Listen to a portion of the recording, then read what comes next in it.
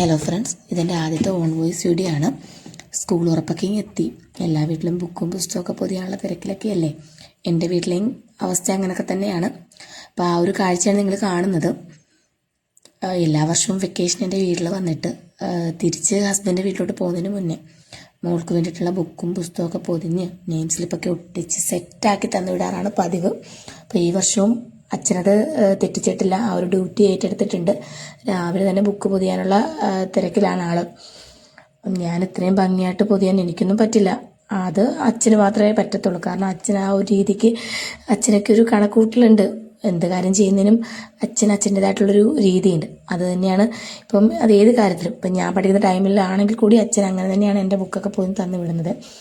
അപ്പോൾ ഞാൻ പൊതിയാൻ നിന്നാലും എനിക്ക് ഇത്ര നല്ല രീതിയിൽ പൊതിയാൻ എനിക്ക് പറ്റത്തില്ല. അപ്പോൾ ആൾ തന്നെ ഇരുന്ന് മൂക്കുള്ള ബുക്കെല്ലാം പൊതിഞ്ഞ് നെയിം സ്ലിപ്പൊക്കെ ഒട്ടിച്ചാണ് തരുന്നത്. അപ്പോൾ രാവിലെ കാപ്പി കുടിയൊക്കെ കഴിഞ്ഞ ആൾ ആ ഒരു ഡ്യൂട്ടിയിലാണ്. അപ്പോൾ നിങ്ങൾക്ക് കാണാമല്ലോ.